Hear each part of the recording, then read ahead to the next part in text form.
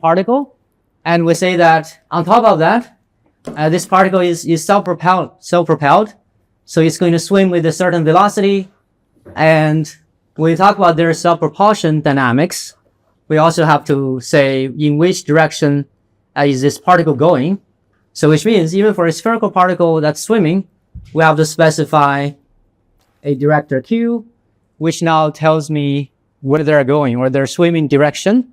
So that would be sort of the orientation for the particle. So that's not a geometric effect that we have to track the geometry of an anisotropic particle. It's just because this particle is swimming. So it's a kinetic director because of activity. Any questions on the setup here? Perfect. Okay, good. So then let's write down a conservation law again for the probability. Q is in the direction of The swimming, it's a swimming direction. Yes. Yeah. So now we have a speed, U sub S, and we have, like we had a Q vector. yeah. Can we just think that the Q vector is there? But It is there, but previously it's just representing geometry. Yeah, exactly. So in terms of the calculus, you will be the same, right? It's just now Q has a more physical meaning, which is the swimming director or the swimming direction now.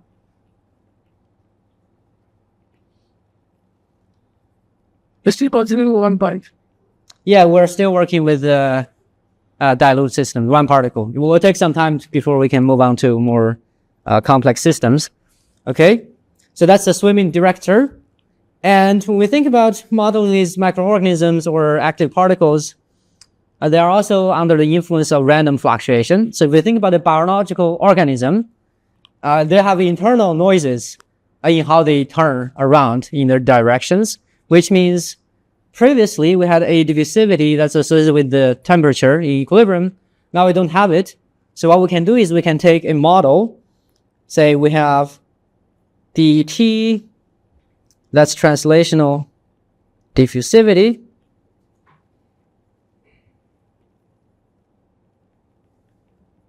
For a biologically active organism, dT is not associated necessarily with the temperature.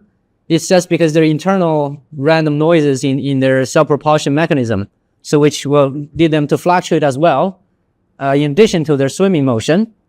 Okay, so which means we can now sort of detach these diffusivities with the temperature. Okay, it's just a model for their active random processes that's happening. Does that make sense? So we can write the following thing, right? We can say that dt is kBT over zeta, because it's not a thermodynamic, this diffusivity is not of thermodynamic origin. It's just a model for biological or active noises that's happening. Yeah, we can write that in general for active systems. So that's the translational part. So similarly, the rotational diffusivity, right? So in Brownian systems, particles are going to rotate due to thermal fluctuations. We can't say that that's necessarily now due to thermal noise. So we just have a rotational diffusivity as well. So the dT is what the thermal noise only. No, it doesn't have to be. For biological swimmers, no. You can have that contribution, right? If you're still in the fluid, you still have a contribution from the fluctuations from the solvent. But the point is, on top of it, you would also have additional fluctuations to their position because these are living systems. Their propulsion mechanism, there's fluctuations associated with those things. So that part, you can think of on top of the Brownian or thermal noise, there's an additional noise due to the biological organism. Often that noise is much larger than the thermal noise. So you can neglect that part, or you can combine these two. Either way, the dT that you have where you were to measure for these microorganisms wouldn't be associated with the thermal energy. Why are we considering it lysyl? You can just consider it deterministic. Let's say. But it wouldn't be, right? For these microorganisms, it wouldn't be. Because it's so small, we're considering it that it. No, it's just, if you think about, for example, let's think about a specific microorganism, which is E. coli, right? So the way that these guys self-propel is they have a flagellum bundle. So these are made of multiple filaments. So but they can bundle up. Once they bundle up, they can self-propel. But the point is, these filaments sometimes they would detach and then they would generate random kick. That's asymmetric, so that causes noises in their self-propelling dynamics. So then that leads to random sort of kicks in the position, but also in the reorientation. Does that make sense? So in that, we're trying to explain something from what is the source of activity in GLB? The source of activity, we've introduced the swimming speed to model the activity, but we're now saying that these diffusive processes, is detached from the thermal, not necessarily just from thermal origin. Otherwise, fluctuations were there. Yeah. Even if it is not active passive, but Yeah. in it the cover rise was present. Yeah. So now it can still be there, but there are additional noises. Yeah. Coming. Yeah. So for example, if you think about E. coli, right? So they self-propel by bundling up their flagellum, and then they rotate the flagellum, and then they can self-propel. But what happens is they would have random tumbling events where they would suddenly change direction, caused by an event where these filaments are unbundled.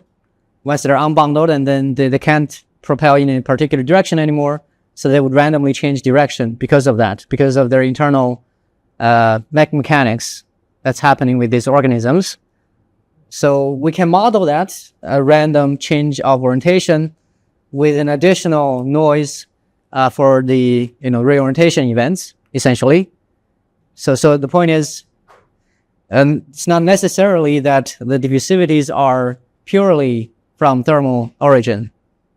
Does that make sense? So no, that Yeah. he was saying that there is some sort of a specific numbering kind of motion, Yeah. the bacteria. Yeah. But the question is that what is the source of that tumbling motion? It's because when it depends on the organism of how that happens. Yeah. It is with the X-ray inner substance. Yeah.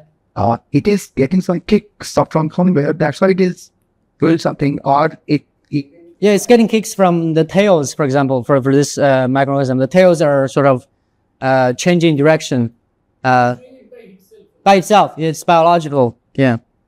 they do it in all environment, or it's in a specific environment. So sometimes it would depends on the environment. So the rate or how much they do it depends on the environment, because whether you're in water or in a non-Newtonian fluid, it will be easier or harder for them to do it. So that actually depends on what kind of environment they're in general. We are so simply going to study the effect of that characteristics of the market, Yeah. which is rather than deeper than that. Yeah. And it breaks. Well, that one is just Yeah. So we're just going to lump all these noises into a sort of a single diffusive process. Of course, if you're thinking about, for example, chemically active particles, plastic particles, synthetic systems, normally you would just have the thermal noise. But in general, we can have additional noises. So as a general model, we can say that we may have these diffusivities that would be detached from the thermal. So we can write the Stokes-Einstein relation in general. If you don't have the additional noises come from whether it's biological organisms or other processes, then you wouldn't have it. But nonetheless, the formulation will be the same if you keep these diffusivities in the equation. Another question is that what is the source of that tumbling? Source means from where it is getting its energy to tumble.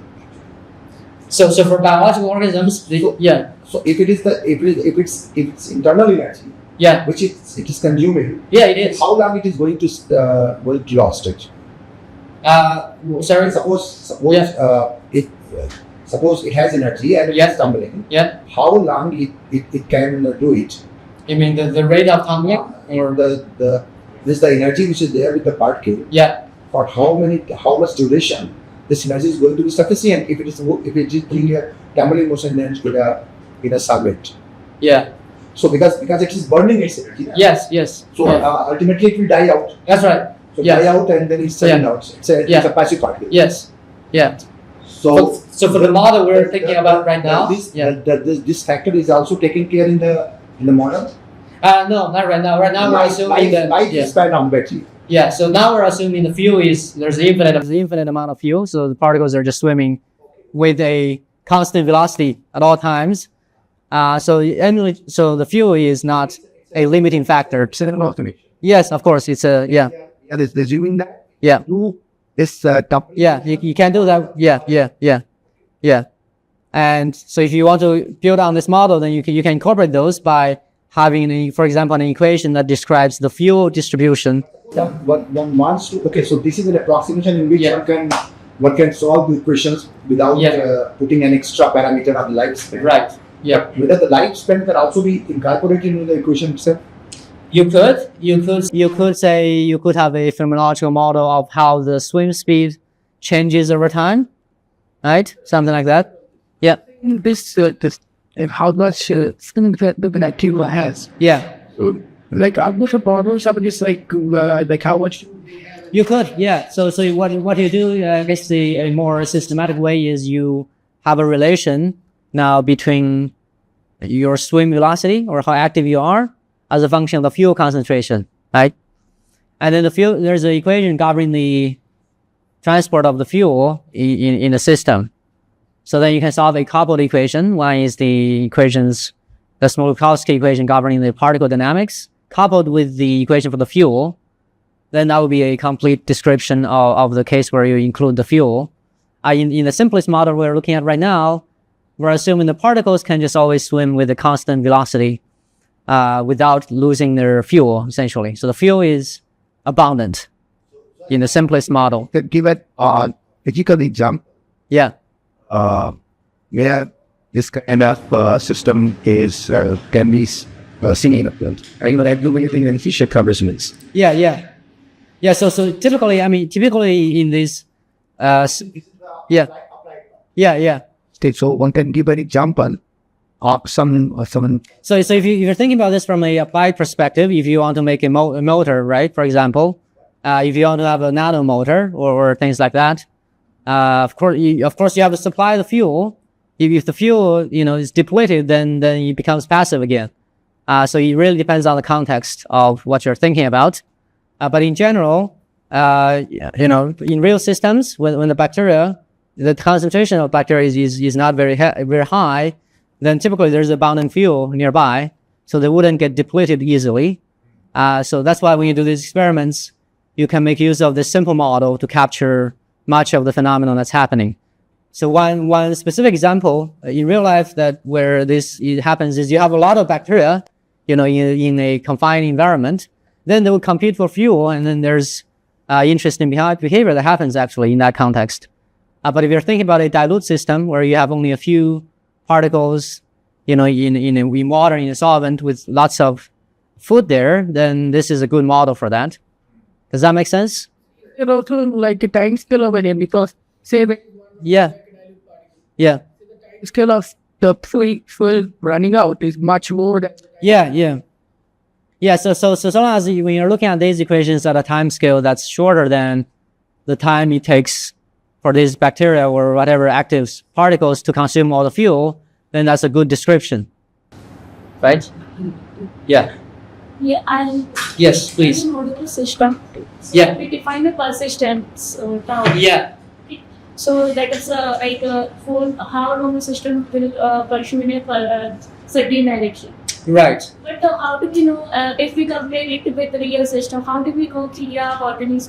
So these parameters, that's a great question. So these parameters, we can measure them in experiments. For example, we can measure their swim speed, right? That's easy to do. We track the individual bacteria, and then we see how far they go within a certain amount of time.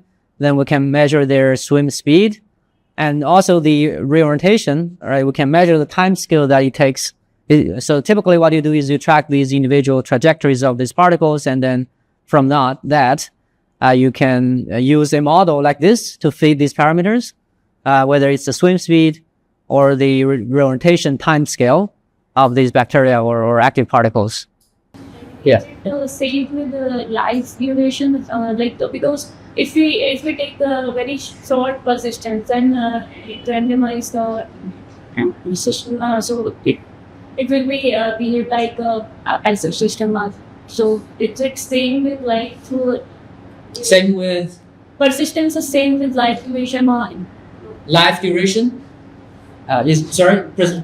So Same question as the fuel, Yeah, the amount of fuel it has. yeah, So that she's asking that whether the amount of fuel it has, whether it is going to be after the fuel is consumed completely, yeah, it is going to be a passive one. yeah. So It is something. so if fuel is fully consumed, then essentially the swim speed becomes zero, right? And then you don't have a persistence anymore, and then you would behave like a passive particle. And actually, in the equations, we're gonna see that later on, and that will reduce that equation to the passive equation, and then there's no activity anymore. Yeah. Yes. Yeah. Question? So I have a pretty payback question. No. Yeah. Go ahead. So you said that in this case that activity area increases by the swings. But Yeah. so my question is that how the swing speed is different than normal speed with omega swing. Normal speed of. Normal speed, like if I say this partition of ether or body, how this thing are different? How this covers a big swing? So you're thinking about a particle that's driving by some force, and then you have a velocity. Is that something? Yeah. So Yeah. So I guess the difference in that context is so that's a driven particle, right? So the force, and so the velocity wouldn't change over time if you have a steady force. But the self-propelled force is different in the sense that the particles are reorienting, so they're changing direction, right? So the swim force or the propulsive force is also changing over time, even though in this model we're thinking about the magnitude of the force is not changing, but the direction is changing. So that would be the key difference. And the changing in the direction is stochastic because of the random reorientation. Yeah. So as you said that for equalized system, like there was some characteristics, Yeah. there will be another system. Right? Yeah. So if you have a sperm cell, Yeah. the swim speed will be different. How can we differentiate this to change that for the equalized system one? In terms of modeling or in terms of, so then it would depends on different activity because different cells or particles have different swim speeds, right? So that would be the key differentiator. So what happens is as you change that the level of activity, there will be different behaviors in, for example, how they diffuse and how they interact with the environment. So that's what we can capture with the model by right now we have a speed that describes their swimming, right? But you can change that parameter, say from very small speed to fast speed, and that's also something we want to think about. What happens when we dial up or down the activity? Yes. So these ones are like genetic. So if we just change the parameters in that, Yeah. so we get different real life. Right. So we can sort of tune the physical parameters, and if you think about it in experimental context, we can try to match those, right? Then to see, can we predict the behavior of E. coli or a sperm cell, and by tuning these physical parameters. Yeah. Yeah. Right. Other comments? Yes. So if it takes if we change the concentration of the material, the swim speed will also change. Yes, when in the interacting system, yes. Right now we're looking at sort of a dilute or single particle kind of behavior. So if you think about there are many swimmers that are competing for fuel, then their speed depends on their neighbors and depends on the configuration of all other particles in the system as well. Yes. And that's often where sort of interesting collective phenomena happens because there's interaction among particles or swimmers. Yeah. Does that make sense? Yeah. So interaction of the fluid particles also with the swimmers that will also. Yeah, so there will be often many interactions. If you think about real bacteria, they would have, for example, chemical interaction where there is search for food, right? They can detect concentration gradient, say of fuel, or in other cases, there may be some chemical species they don't like. So they will try to escape from the regions where such a species has a high concentration. So there are chemical interactions, like chemotactic interactions. Yeah, there's also sort of physical or interactions mediated by the fluid, right? That's hydrodynamic interactions when one particle of motion disturbs the fluid, and then other particles feel the disturbance. So often, in general, of course, all these interactions are present in the system. And then in terms of modeling, we often want to figure out what type of interaction is, say, most important in a particular system, and then we can come up with the simplest model for that. But in general, they're all present, and then it's up to us to decide or to analyze what kind of interactions are most important to sort of reduce our models into a simplest that we can do, right, in that kind of context. Yeah. Questions, comments? Okay, great. That was great. So let's now think about a active Brownian particle model. So can I actually consider this part as a very simplistic model to understand? That's sort of the simplest model for active systems, and in two ways. One is we don't have particle interactions. Okay, we're just looking at a single particle behavior, and we're not looking at how their swim speed may be changing, either due to a lack of fuel or due to competition with other particles. And lastly, we're just looking at essentially a point particle by itself that's swimming around with a constant velocity. Yeah. Other comments, questions? Yeah. Interaction among particles? So, microorganisms. Yeah, so, but you're talking about the interaction of macroorganisms with other macroorganisms or with the environment? Or other kind of also in Yeah. So if you have multiple macroorganisms, and they would often, especially if they're very dense, right? Then they compete for many things. One is space. They can't occupy the same space. So there's volume exclusion that's happening. There's also interaction due to the presence of the flow. One swimmer moves around, it would disturb the fluid, right? So that's another physical interaction. But they also would be competing for fuel if they're very dense. So these things are not what we can capture with this model, with the active Brownian particle model. Later on, we will sort of incorporate these interaction effects into these equations, and then we can sort of reason about what happens when certain interactions are accounted for. Yeah. But change the game actually use the microorganism. You change in what kind of energy? Industry of micro quantities of after the common zero. Yeah, I think about the fuel, or I guess I'm trying to get what exactly, yeah. Yeah, sorry, could you? Yes, it affects actually. So Yeah. So he told that by the time if the real bacteria, then its energy is pierced, instead of fuel being a what, and then it was vice versa. Yeah, so because so I guess these guys are consuming energy in order to self-propel, right? So if the fuel or the energy that they have or they stored are gone or depleted, then they can't self-propel anymore. Yeah. Other questions, comments? Okay, good. So let's think about our active Brownian particle model. So again, we define our probability density function of finding this particle or swimmer at a particular position with a particular swimming direction and at a given time, right? So that's will be governed by the same kind of conservation equation. So there's a flux in physical space and a flux in the orientation space. Okay, so if you think about an active particle now, we have an additional contribution to the translational flux. Translational flux means just how these particles are moving around in physical space. So they have a new mechanism, which is their swimming, right?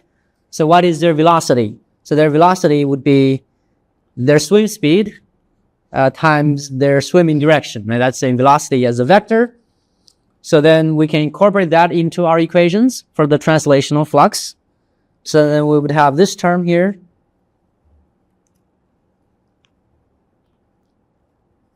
And right now, we're not applying any external force to these particles.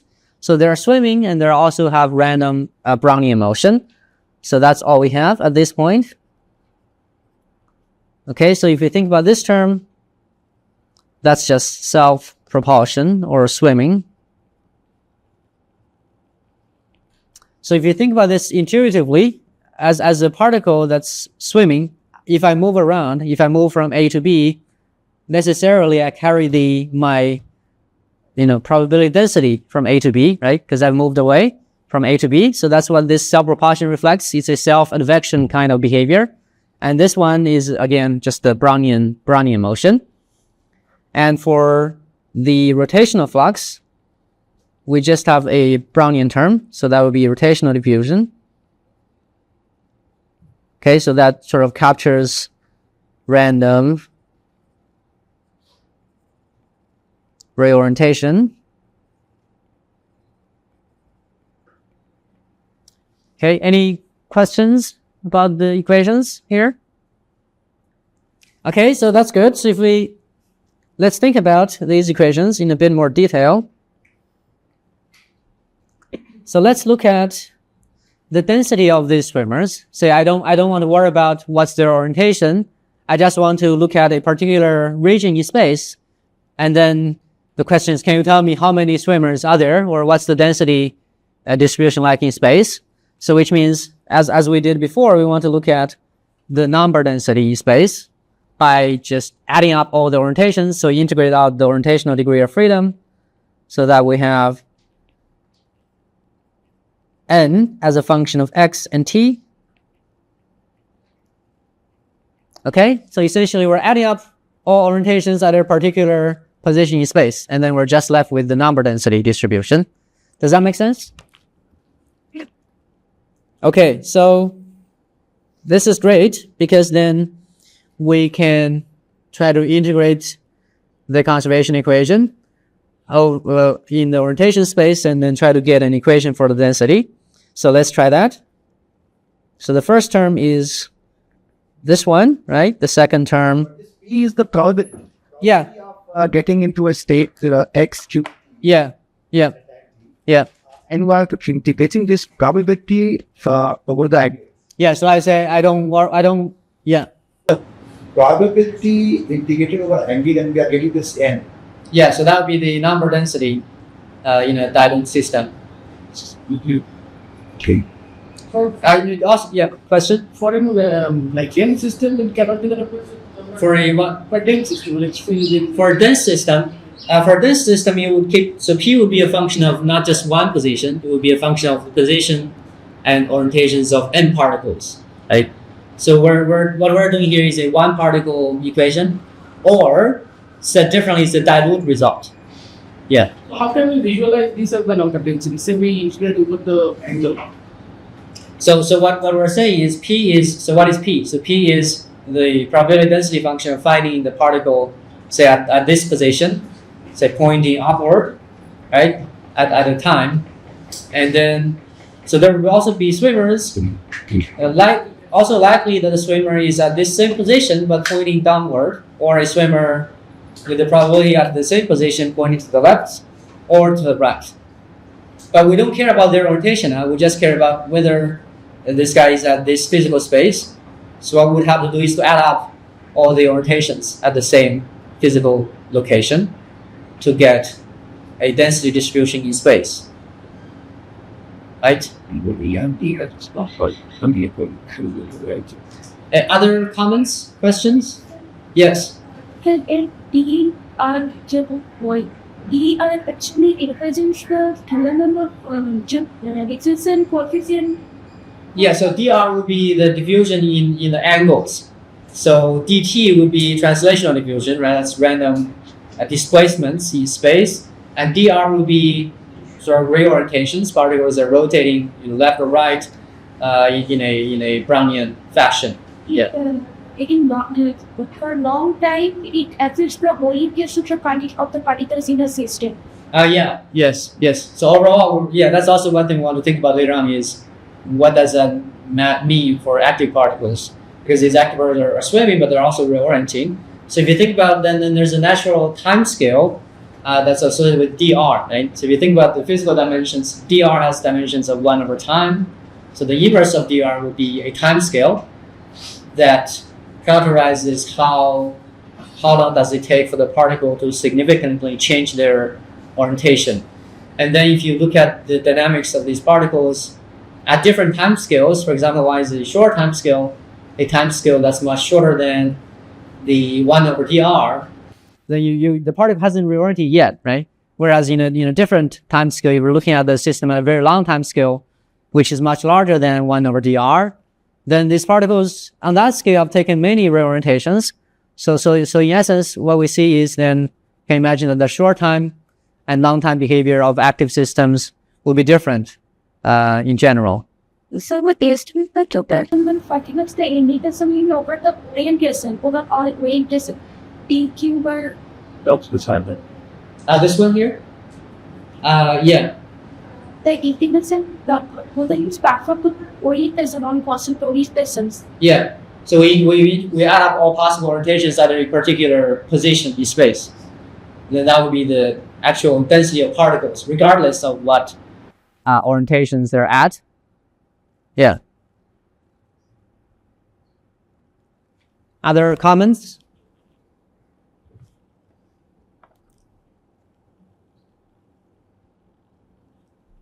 B. Okay, so let's try this calculation here. So that's the second term, right?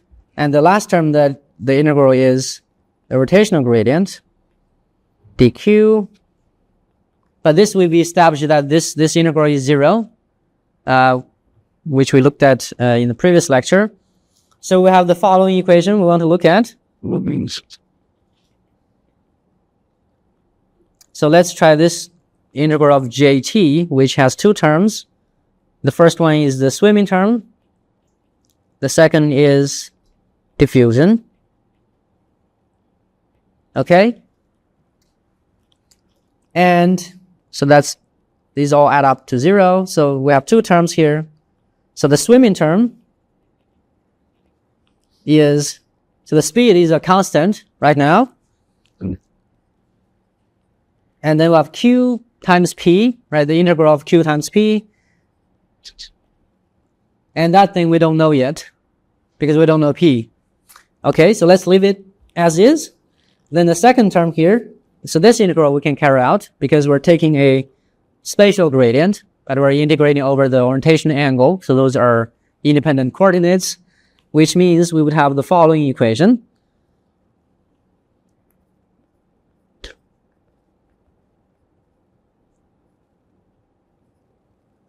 And because I don't know what this is, I'm going to give it a new symbol to define that. So let's call that m. We know this is a vector, right? So let's call that an m vector. So that would be q times the distribution dq. Okay, with that definition, I would have the speed times m.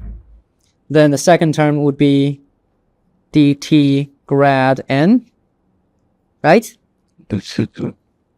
Because here, what I'm doing is I'm integrating grad p dq, but the gradient is with respect to space, okay? So I can factor that out of the integral. Then I get p dq. But p dq, by definition, that's the density in space.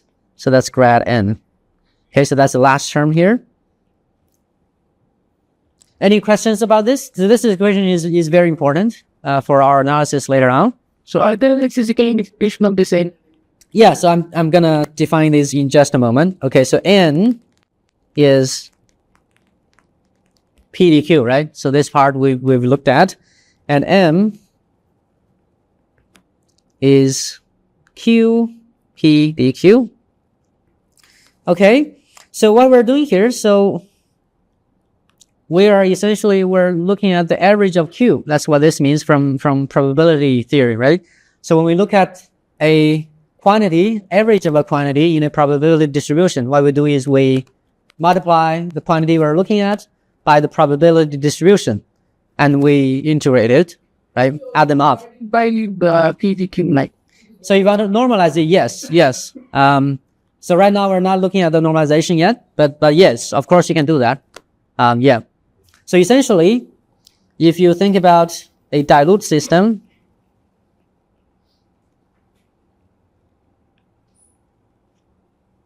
dilute system means the following, right? You have particles in a fluid, for example, but they're well separated in space. So the dynamics of this system are effectively just looking at one of them as a representative particle in the system. So in that case, what you can do is you can say the density would be scale something like the average density in the system. Say, let's call that n infinity, then times a probability distribution. So in general, you say, let's say in 2D for simplicity. So in 2D, what's the total volume of the orientation space? 2 pi, right? So I go from 0 to 2 pi, that's my full orientation space. So you can imagine, to represent a dilute system, P would scale like something like the following, right? That would be the density, the number density in space in the system, times 1 over 2 pi. And the reason for that is, if you do an integration, then with this particular distribution, what do you get? Any comments? So you get n infinity back, right?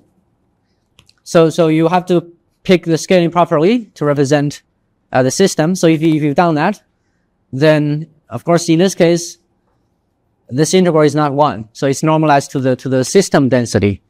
So you just have to be consistent. Again, we're dealing with probability distributions. So you can normalize it to 1 or not, but you have to be consistent to represent what you want to mean. Does that make sense? Any other questions about this? Yeah. You must repeat what you say about the physical spins of n. Of m. Yeah, I haven't touched that yet. I'm just looking at n right now. So if you look at m here, different from n, what m is I've multiplied, we write down the integration and multiply that by q, right? And then I'm integrating that against the probability. So that's the net direction in the system, because I'm averaging the swimming director against the probability. So that's the net direction of how these particles are going. So if they're all, you can imagine if the probability is uniformly random, say in 2 dimensions in orientations, then what's the net direction? Yes. It's 0, right? So then, is that true in the math? So let's see. So what's a randomly uniform distribution in 2D in angles? That would be 1 over 2 pi, right? Or something like that, 1 over 2 pi. And here we've normalized this to the system density of particles. Okay, so we can do the integration. So what would this be? So it's just q dq essentially. That's the integral we want to do. Okay, so let's try this integral here, q dq. In 2D, we can do this quite easily because we know what is q, right? Q is a vector, has 2 components. That's cosine phi, sine phi. Let's carry out 2 of these at the same time. 0 to 2 pi d phi. So what is this? That's 0, right?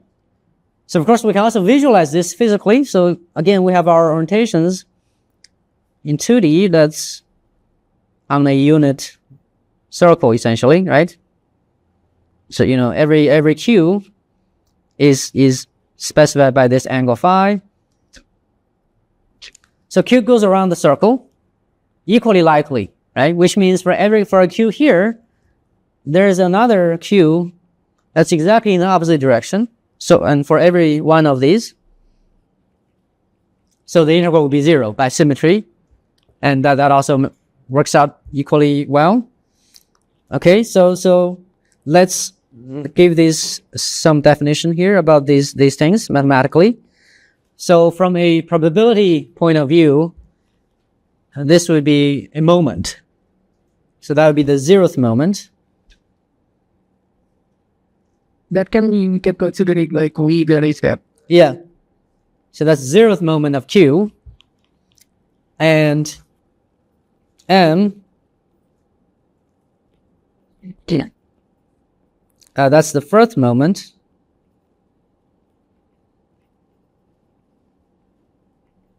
Or, as Bhaskar was saying, so this is just the mean of 1, right? And this will be the mean of q, which represents the net direction, total directional order in the system. Any comments on this?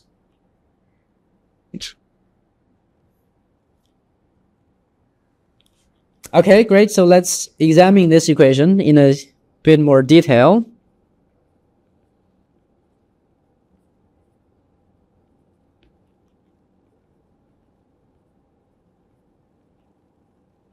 So this is the equation we have derived.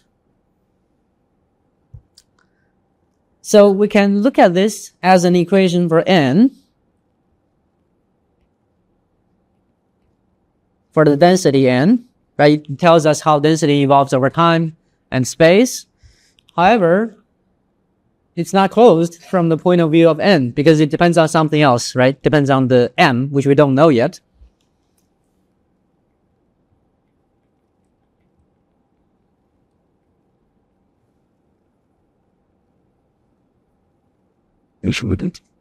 Which means we need m in order to find n at this. If we just look at this equation, of course, we also know the fact that both n and m are just moments of the full distribution p. So if we were to solve p in some way, then we can after that we can take moments. Then that's fine too. But at this level, if we're just looking at the density equation here, we can solve it without having knowledge of m, right? Okay, good. That's fine. But let's forget about solving the equation for now. Let's look at a special case. So let's say what happens when the speed is identically 0. What equation do we get?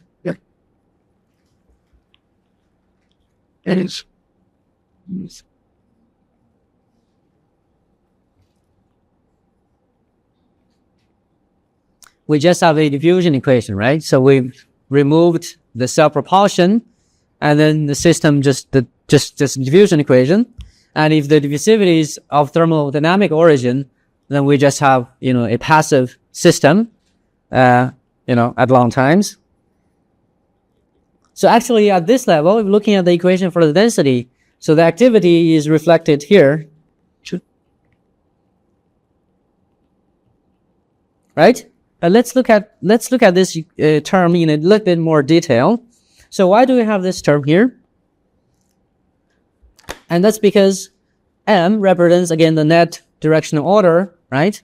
So that represents where this system is going if they're swimming in some direction, but that's swimming in that direction with the speed of us. So then USM would be the total velocity that's carrying these particles away. So that's sort of a advective effect because of their self-propulsion.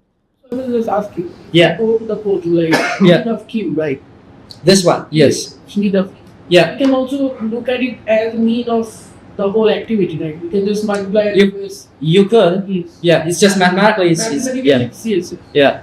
You could. Yeah, it's a definition right for m. Then if you incorporate US already in there, that's just the net swim speed.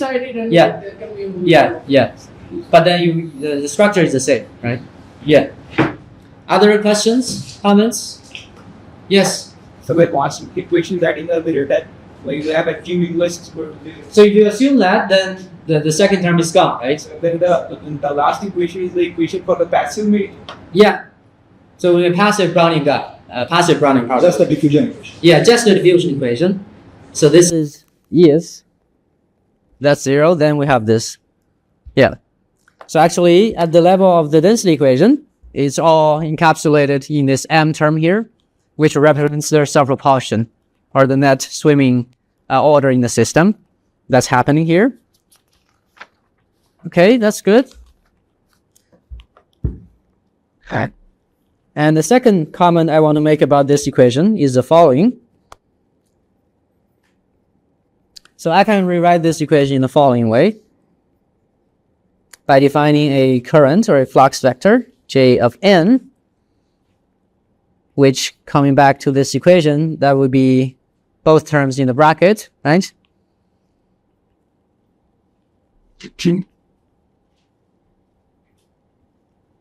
Okay, so, but this is a conservation law, which means n is conserved. Physically, that makes sense. We can't destroy these particles or create new ones here. So that's conserved. So n is conserved.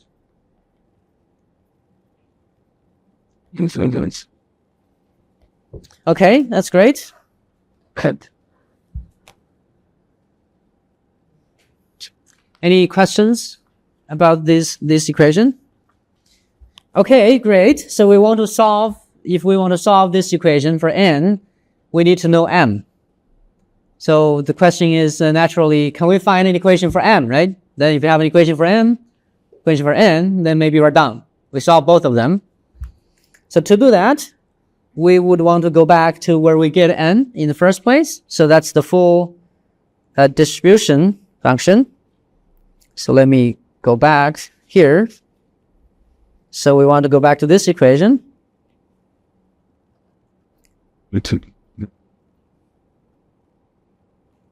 Oops, let me just rewrite that here.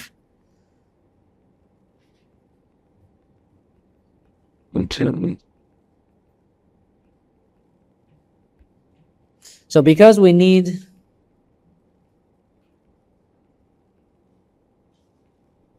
m, right, in order to solve for n,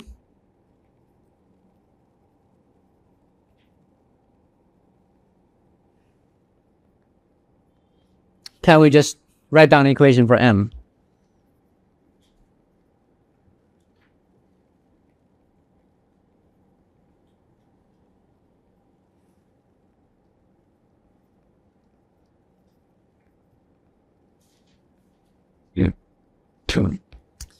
Okay, and the answer is we can, because m is again related to the full distribution function, because m is the integral of q e dq. Okay, right? So we have an equation for p. If we just multiply that equation by q, and then we carry out the rotational integration, we would have an equation for m, right? Does that make sense? Okay, so let's try that.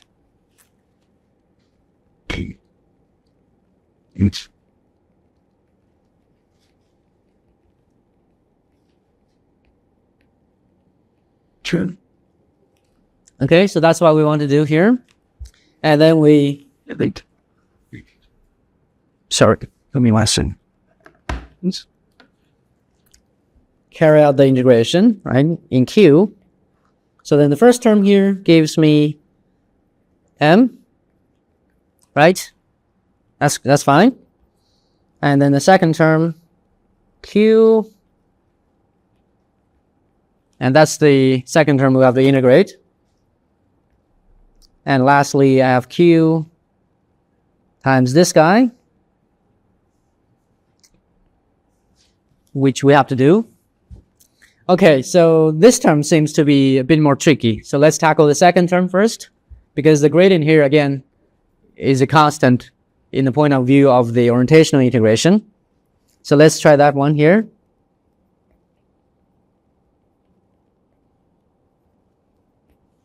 And let's write this out. So Q, then the J of t, that would be the speed, times Q times P minus the diffusion. Okay?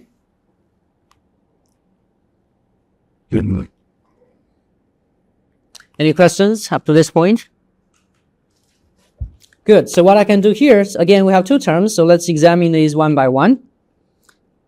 So here I'm taking the divergence, and I know that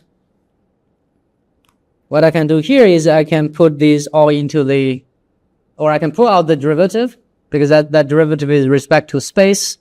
So what I have would be gradient, the integral of speed.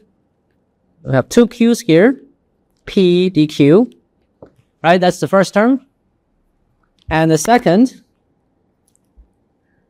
let's factor out dt first, because that's just a constant. Then q times the Laplacian of p dq, right? Any question? Yeah. Q, what does that mean? Yeah. Look away this. Yeah. So what does that mean here?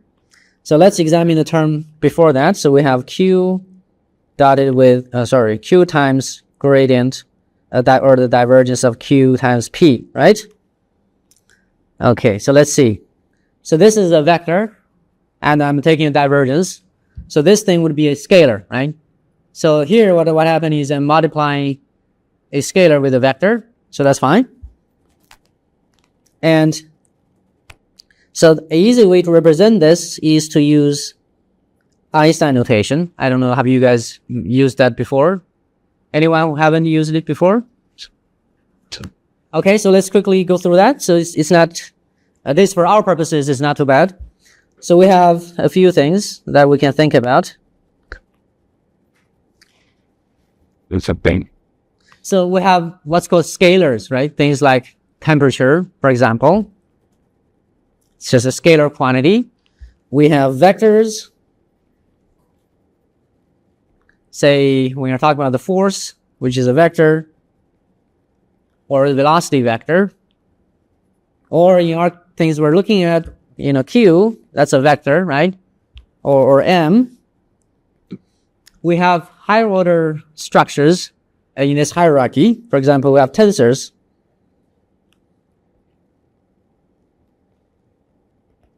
And the easiest way to think about this, if you haven't done this before, is, so a scalar is just one number, right?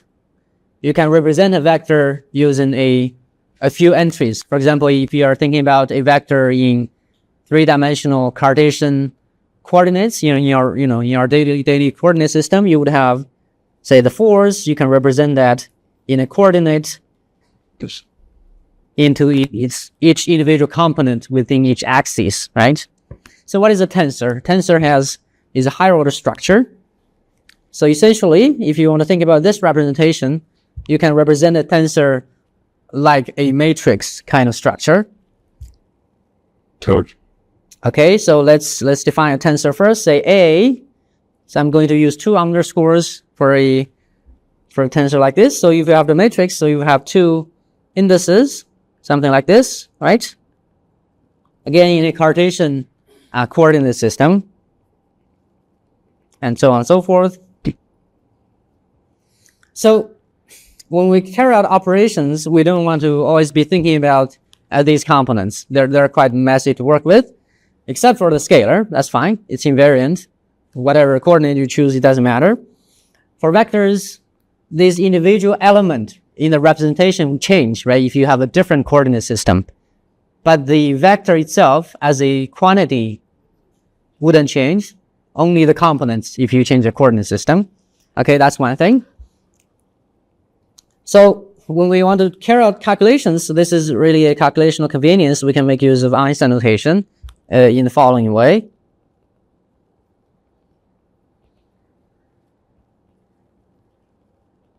So if it's a scalar, it's fine. Just leave it as is. If it's a vector, if you think about the components representation, there's one sort of index, right? So if the index is 1, I'm looking at the first element. Index is 2, that's the second, and so on and so forth.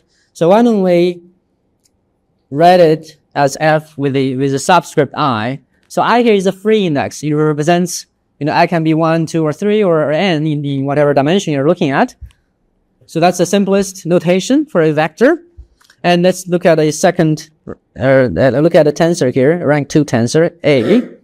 So A, you can imagine, has two indices to specify an element. So why don't we write A as Aij, something like that. So that's the first notation. And then, of course, we have this notation now, but we want to make sure we can use that notation for the calculations we already do previously with vectors. For example, a dot product. Right? The question is, how do we represent that in this notation? And the way that the Einstein notation works is we can write this, a dot product of two vectors. You can imagine, if you look at the components, what you're doing is the following, right? From you sum over each coordinate, say in 3 dimensions, then you have AI, BI, right? That's the explicit notation.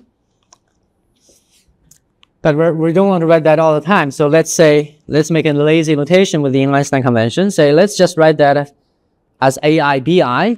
Now, with the understanding that the summation is implied. So that's a notation. So what we mean is when we have two repeated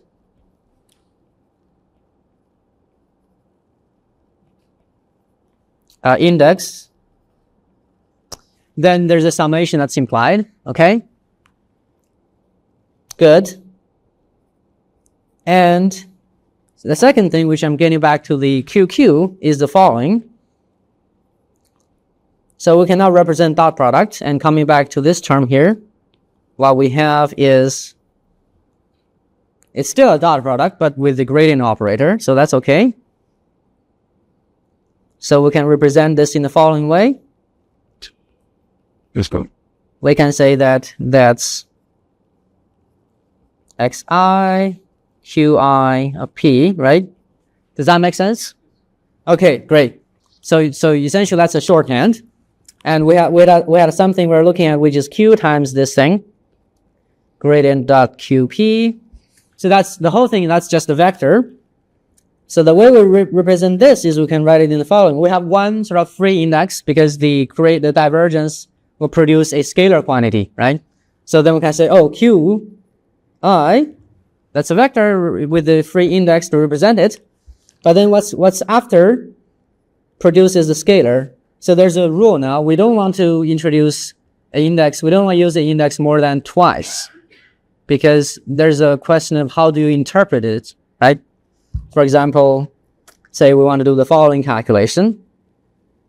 A dot B times C.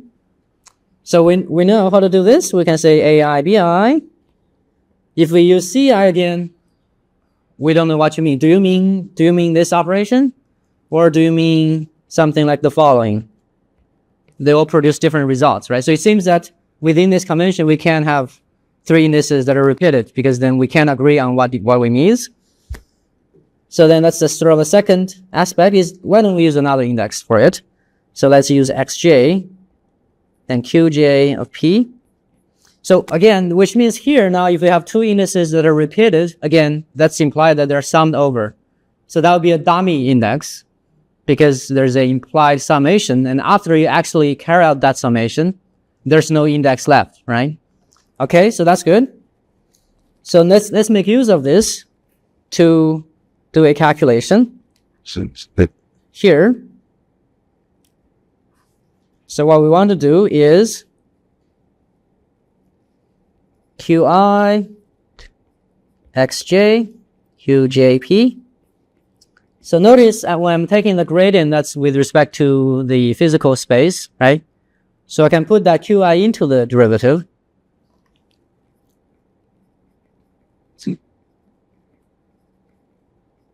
That wouldn't change the meaning of the derivative. Yeah, question. Then going to the effectively subtracts there. No, because q is independent of x, right? So in terms of the derivative, q is a constant. So I can put that inside or outside, doesn't matter. So now there's a way. So now if we look at these two things as a whole, right? Let's look at this quantity here. We have something that's qi, qj. So it was independent of qi is independent of qj. Both are independent with respect to x. So x is the physical space. You're not taking J outside. Oh, you could. You could, yeah. So you could do that. You could have qi, qj, right? That's equally a valid representation. Yeah, makes sense? The reason that I'm not taking it outside is because I want to define this whole thing as something new. Okay. But getting back to your question of what qi, qj means, so now it's quite clear because now if you look at this term in isolation, I have two indices that I can specify. So that makes a tensor, right? So that's sometimes called a tensor product of vectors.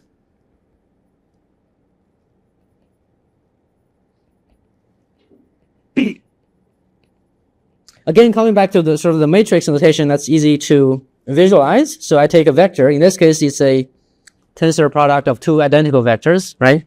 So let's take the first element of the first vector and the first of the second. Then, I get q1, q1, right? Then I can take the first element of the first one, the second element of the second one. That's the second element in this tensor, and so on and so forth. So essentially, we can make tensors using vectors, and that the notation here is just Qi Qj in this notation. And sometimes in vector notations, people like to use this symbol or a variation of symbols to represent that. Okay, we have a few things, right?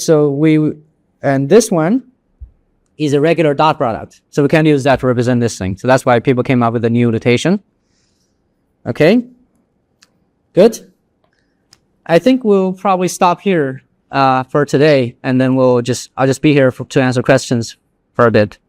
We'll pick up new content tomorrow. Yes. Yes. So this box should be So, from three lectures, like you're making a tensor. Yeah. We are writing to the vector, we go and follow. Yeah, exactly. Yeah. And then So we are you- multiplying. Yeah. saying that you sell. Sound code, right? Sorry? Is it how about right? Yes, yes. That's what also some people call that. Yes.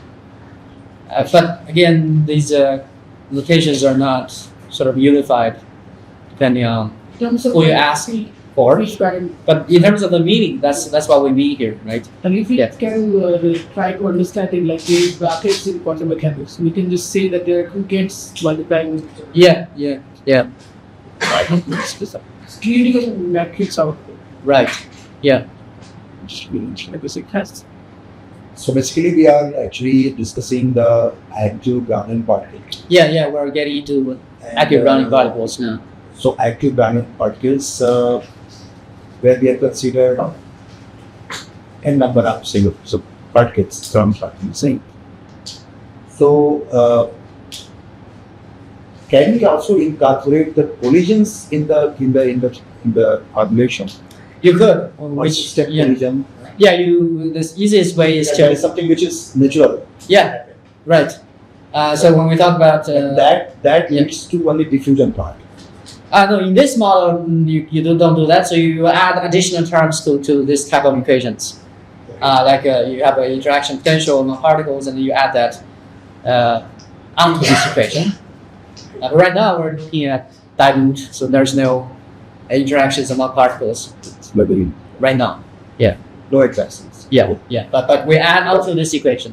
So the point is when you now incorporate. But we can see that by adding the interactions, the reference is going to be a little bit more involved. That's right. So that's why we wanted to do the exercise with the simplest model. At least have Because the once. students understand Yeah. that when we teach statistical mechanics, Yeah. we always teach the ideal gas problems. Yeah. So this is the As active soon- gas of active As gas. soon as we Yeah. talk about the interaction, Yeah. we got a method which is called the cluster expansion, Mhm. and they become very difficult. Yeah. So, so this is the preliminary exercise, Yeah. which is for non-interacting. That's right. particles. Yeah. It's to understand. Yeah. To learn. Yeah. Yeah, so the nice thing about this model, the simplest, you can call this the ideal gas model of active matter, is that we can actually get quite a few analytical results from these equations that are very insightful. But later on, when we deal with the interactions, we would sort of look at it in a more physical approach. We wouldn't do the detailed math anymore because the equations we get anyway can be solved analytically. But the structure would be the same. So the terms we have here would still be there. So once we understand these simple equations, we can sort of interpret what happens in more complex systems that way. So basically, in today's class, the directionality of the movement of the active Brownian particle. Yeah. Because of the thermal fluctuations Yeah. superimposed by self-propulsion. Right. Yeah. Yeah. So that's That's what we are so Yeah. Brownian particles are there, which are Yeah. continuously in thermal motion because of the temperature. Yeah. The collisions because of the molecules Mm-hmm. of the solvents. Yeah. And then since the particles are active, there is a self-propulsion. Yeah. So we just add it. Superimposed. Right. They are superimposed, and the net effect we are studying it. That's right. So this is one aspect. Yeah. So if you think about in this perspective, we're really only adding one thing to our Brownian particle, right? So we are doing the most simplest kind Yeah, of, yeah. So that's really exercise to learn the subject. yeah, that the minimum you can do. Yeah. Is this, and even this turns out it's quite non-trivial, which we'll show tomorrow. You can predict lots of phenomena that you're observing in real active systems, such as how active particles. I showed a video where you have these robots in a container, right? They would aggregate. Of course, in that case, it's more dense. But even for dilute systems, these bacteria or active particles are more likely to be at the wall. That's just purely a kinetic phenomenon, which will show that we can produce that, and we can also use this model to understand. Yeah. The conditions of the gravity and the traps, Yes. all those things. And then Yeah. Demonstrate. right. And then we can think about, what happens when we have gravity? In thermal system, we know that's Boltzmann distribution. The question, what is the distribution for these active Brownian particle systems?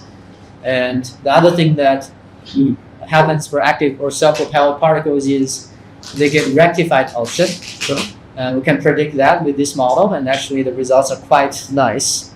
There's a lot of things that we're gonna do. So from the instrument perspective, I should say that, the mathematics we have seen throughout the second and third and fourth lecture, and the first lecture also. See, the mathematics is actually having a pattern.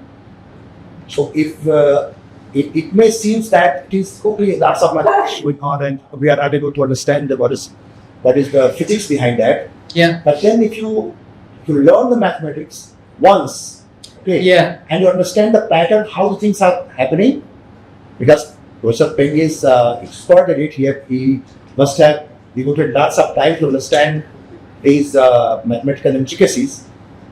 Once you learn it, it's quite a pattern on which you have to proceed, and then you get a closed form of equation for certain conditions, Yeah. which can be calculated using computers, or Right. it can be done through the simulations also, and then you will get lots of things which you can correlate with some physical things which are happening around. Yeah. So that is the interesting. So since people say that the mathematics is the language of physics, so we are able to see it. Yeah. So actually, exactly as you say, so you have to do this calculation once, Yeah. because then after that, And you get to have a connection. Oh, this term is something that I do Yeah. physically. But yeah, for these systems or in complex systems in Yeah. general. Yeah. With different conditions, you have to Yeah. just Yeah. develop it further. Right. But then the skeleton is going to be something Right. very nice. Yeah. So Yeah. it's very nice if you after go through the notes today. Yeah. And so that tomorrow it will be better. Yeah. I'm gonna review it again tomorrow, so don't worry about too Right. much. But it's good to read it once and at least get a sense of what's going on with the math. I think it's quite important, especially in physics, Yeah. as Professor Misha was saying. Math is a language of physics, and we do have to do that sometimes to understand what happens. Of course, we can make use of stochastic differential equation, but like having the analytical form converted into stochastic differential equation for numerical computation. Yes, of course. yeah, we'll do those in tutorials talking about Langevin equations and तो वहाँ तक पहुँचना पड़ेगा actually. You have to reach Yeah. till that point actually. yeah. Then you will start getting the In physics. the Croins and that is what we Right. derived one Fokker-Klein equation. Yeah, so we have it. You're getting quite advanced into a course. So we're talking about exact Fokker-Planck, and so we don't call it Fokker-Planck because historically Fokker-Planck also involves the momentum coordinates. Here we don't have it, but so sometimes that's why we call them the Smolenkovsky equation. But nonetheless, it's the same thing, okay? And there's also the Langevin equation, which you talk about the stochastic differential equation. And you can go from Langevin to Fokker-Planck, and there's a way to do that. We're not going to do that math, okay? That's a bit tricky, I think. But there's the equivalence in a sense, right? When you do Langevin equations, you're simulating individual stochastic trajectories. Of course, you do a lot of them, and then you get an average, you whatever ensemble sense, right? Meaningful sense. Bead and spring model, bead and chain model. Yeah. So polymers, we have these models, and actually the Fokker-Planck equation we use here is exactly the same way that is formulated in polymer physics. So these techniques are universal. And actually, much of the formulation that I'm actually borrowing from polymer physics. Yeah. So it's the same framework that we use. And the only thing now is we have an active term. Whereas, even spring-based modeling, other polymer models, hydrodynamics, Brownian, those are all still there, right? They just don't have the active term. And actually, people make active polymers. Yeah. So what you just, if you think about the bead spring model, why don't you make one of the bead active? Yeah. It's an active polymer, right? My research. Oh, that's very nice. Yeah. Like we are trying to incorporate activity along the backbone of that chain and see like what. Yeah. So you have an active polymer, and then it's a perfect combination of polymer physics and active matter, and actually the framework to discuss to describe them are unified. So it's quite nice. He's an engineer. Chemically. Yeah, that's nice. He's doing engineering with the Parkinson. Yeah. Great. We are doing physics engineering. Yeah. So these two. Let's say for the probability distribution function, like we are dealing with basically a stochastic process. Yeah, so there's an underlying stochastic process that involves these dynamical variables, right? Where the particle is in space or what's the rotation. So those equations we'll talk about later on. The random variable is the position. Yeah, in terms of the stochastic processes, the random variable is the physical position and the orientation. Okay. Because the physical position, they're swimming, but their orientation is a random variable, right? Which means that the position variable is also random. Yeah, exactly. Yeah. So there's these underlying stochastic processes are actually quite interesting, and these type of simulations that we do, simulating Langevin equations, they're not just for active matter. People do this kind of simulations everywhere in finance, in biology, ecology, all kinds of systems. So those are sort of useful in many contexts. So the base equation is the application equation. Yeah. Sorry. Yeah. So later on, we'll talk about the details of the stochastic differential equation, where in that case, the variable is the position, rotation, the function time. Right now, we're looking at sort of a continuum model or the Fokker-Planck model, which is you can build that from the stochastic equations. So there's an equivalence in that context. So if we cannot solve the commodity, we need. Yeah, then you just evolve the stochastic equation numerically, and then you can get all the information you want, right? But for the simplest model we're looking at now, we can get analytical results for some things, and that's why we're doing them to get some understanding of the simplest model that we can have. Because if you jump into simulations right away, you can get all the data information you need, but sometimes it's hard to interpret that, without this physical insight from the simple models. Yeah. It's good. All right. Well.